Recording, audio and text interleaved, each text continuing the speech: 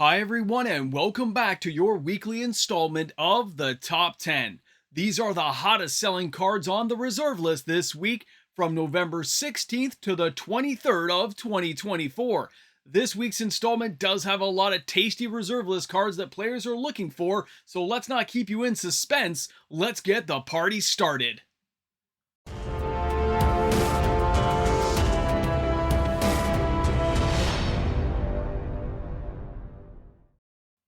Hi everyone and welcome back. MTG Moxman here, and thanks again guys for hanging out with me for another installment of the top 10 reserve list cards of the week. Now if you enjoyed today's content, don't forget to like and subscribe to my channel, and of course you can also support me in other ways, such as using my TCG Player affiliate link found in the description of this video. For your Black Friday shopping, don't forget to use my link. Now let's take a look at the number 10 card this week, and yes, it's coming to us from Alliances. This is Lake of the Dead. With an average price of $82.84, the 17 sales this week is very low considering what this card does and where we are on the reserve list for the number 10 position. This card has a total sales volume of $1,408.28, and you really can't expect much from an awesome card like this, can you? Does it do anything? Well, let's take a look at the lake a little closer. Other than the epic artwork, which is iconic in Magic, when Lake of the Dead comes into play, you sacrifice a swamp or you bury the Lake of the Dead. You get to add 1 black to your mana pool, but you can also sacrifice a swamp, and if you do, it taps to add 4 black mana to your mana pool. This is like having a dark ritual every turn just jacked up on Mountain Dew. That's what we're talking about, guys, and this card is only on the reserve list. Now, the number 9 card this week is the Anvil of Bogardan, and that's from Visions. Kind of a surprise entry this week, with an average price of $31.64 a copy and 33 sales this week. This card represents $1,209.12 of total sales action. Now, this is an old school kind of way of drawing cards, but you need to take a closer look at this card to truly appreciate just how awesome the Anvil of Bogardan is. So let's take a look at this card. Now, the Anvil of Bogardan is a 2 casting cost, kind of like a Howling Mine back in the day. It's a generic artifact that says each player skips his or her discard phase. During each player's draw phase, that player draws an additional card and then chooses and discards a card. We used to use this card with things like Library of Lang to avoid the discard section of it. It was a pretty awesome ability. And this card, of course, you can have 4 of them with 4 Howling Mines. You can really jack this thing up to make some crazy effects happen. Now, at this price range, you can see, as a reserve list card, it's pretty inexpensive still. Go for a near mint copy if you're shopping for this one. Now, the number 8 card, of course, is from Revised this week, and that's Braingeyser. Now, this card has been as high as around $80 US, but right now it's the bargain basement price of $13.55. It had 35 sales this week, which is $474.25 of total sales action, but I've got to be honest, these were not near mint copies selling. The copies we saw selling this week were moderately played and lightly played, which means you're saving 20 to 40% off that price. Keep it in mind, if you're buying heavily played, you should expect a discount of anywhere from 35 to 45%, depending on where it falls in the heavily played and how it looks when it's inside a sleeve. Now, as a sorcery that costs 2 blue plus X, back in the 90s, you would use this with a Mana Flare and probably a Candelabra of Tawnos to double untap your lands and do some insanity.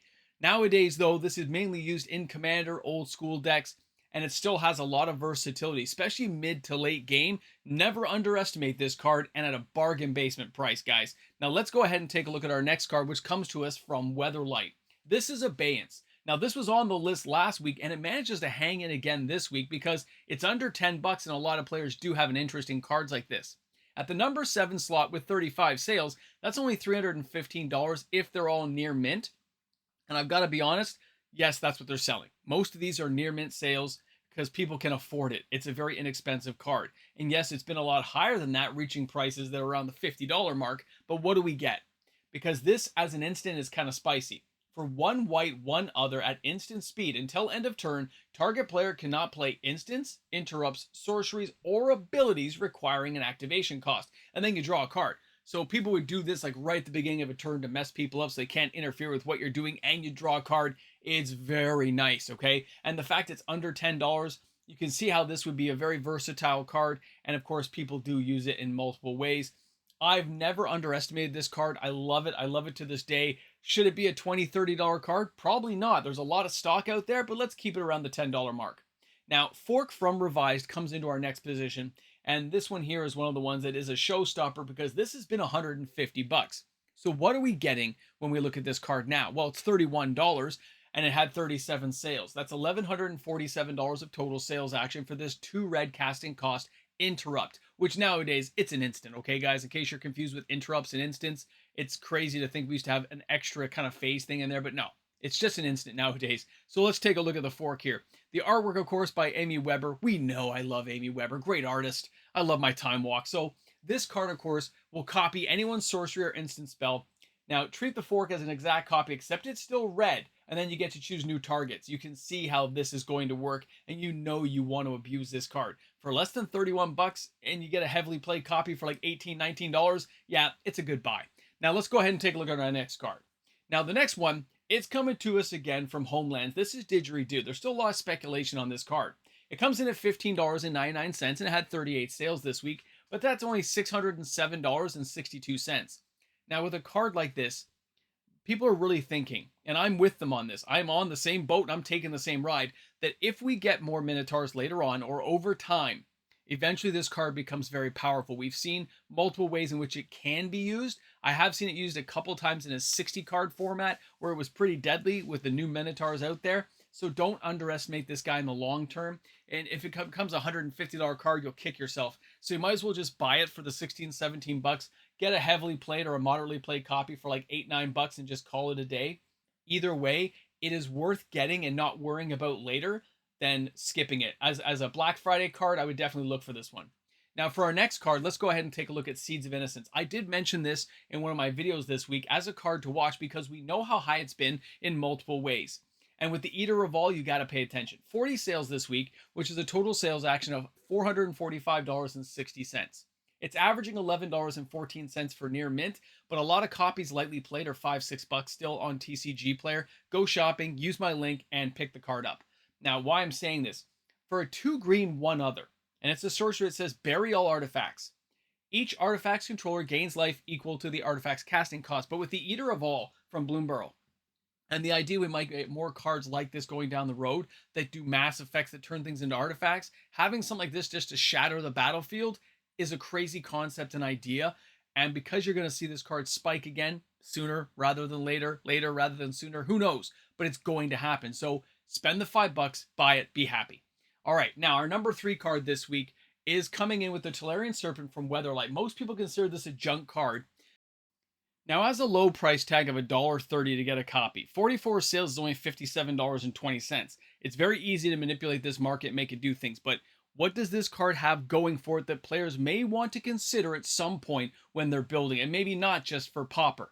Now, the Serpent here, as you can see, is a 7 casting cost. It's a massive investment of mana for 2 blue and 5 other. Now, it's a Summon Serpent, and yes, it's a 7/7. It's the ability in the middle, the writing on the wall. During your upkeep, put the top 7 cards of your library into your graveyard. There are so many reasons you want cards in your graveyard.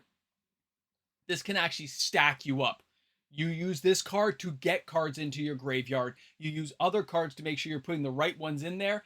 This thing can be just so destructive. An amazing card, really. Now, our next card taking the number 2 position is from Fallen Empires, and it is Rainbow Vale.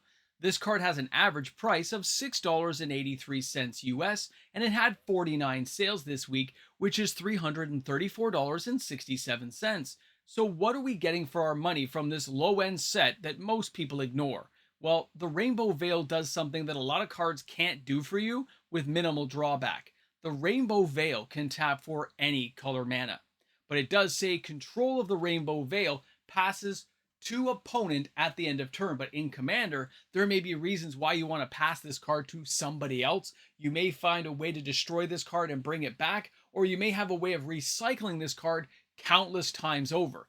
Never underestimate cards like this. It's still an amazing card. And for less than $10, you can see why people still seek this card out and why it ends up in a lot of Commander decks. Now let's go ahead to the number 1 card this week, and it is the Lord of Tresserhorn.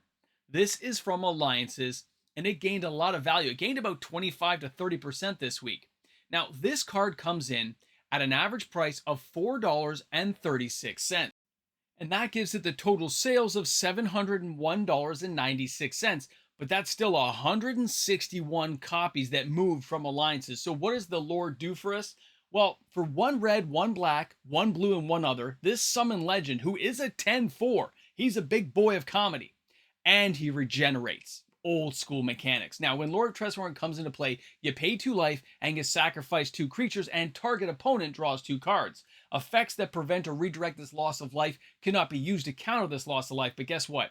When you're looking at the Lord of Tresserhorn in a commander deck, whether he's a commander or he's just a card inside your deck, there are so many ways of making this card work now that you really should not ignore a 4 casting cost 10-4. So here we are at the end of the video. Lord of Tresserhorn, cool to see that as the #1 card. But we all know next week is Black Friday, Cyber Monday. Online deals and Black Friday deals are going to dominate the market. You will notice in this week's video, we didn't have any dual lands in the list. We didn't have a Serra Sanctum, a Volroth Stronghold. Of course, we didn't have any power showing up. But this is the time of year in a top 10 video that we may see some crazy numbers next weekend when all these things are going down. And if I can get the numbers quick enough, it will either show up in next week's video or the week after. And I'm expecting some very high sales volumes because I know there are players out there who have been hoarding and waiting for this moment to get some reserve list cards, particularly dual lands that they have wanted for a very long time. So don't be surprised next week if we have some bomb crazy numbers out there, and it's because players know what they want, they're going to buy it, and they're waiting for a little bit of savings just to make it a little bit more worthwhile. And of course, stores at the end of the year, at the end of the fiscal year, need to clear out some inventory to come out ahead on the books at the end. Either way, it's going to be a crazy time next week, and this week's video tells me, with all those sales we saw, some newcomers onto the lists, and no big guys, the big guys are coming next week. Thanks again for hanging out with me. I'll see you guys on the live stream, 6:30 Eastern Standard Time, every Sunday. And guys, enjoy the rest of your day. Play some Magic and have a good time because it's really a great game. And don't forget, bring a friend to Magic while you're at it. Thanks again for watching the channel today. And of course, if you're at this section of the video, you know you're one of those people who sticks around for the after credits at movie theaters. Maybe you're looking at your popcorn bucket and wishing you hadn't eaten quite so much popcorn. Your pop is empty. You got that salty taste in your mouth. And you're like, man, I need to go to the bathroom. But maybe there's a special occasion at the end of this thing. Maybe there's something that's going to happen. Whether you're a patron or a YouTube membership member, you know you've got to wait. Well, here we are again. Welcome back to the Ramble Jamble. You've made it to the end. You're in that special place, the warm, fuzzy place that just makes you feel like a Care Bear countdown. The Care Bear stare from like the 80s. Remember that? We can go to the 60s and talk about, hey, Herc, hey, Herc. Remember that? Hercules, hero of song and story, 1960s. All right, guys. Yeah, I know. I'm vintage. It's okay if I'm vintage. We're talking about the reserve list. We're talking about old cards. We're old people. It's all great. The new kids, they don't even know what they're missing. New kids on the block. Oh, my goodness. Where's my brain going today?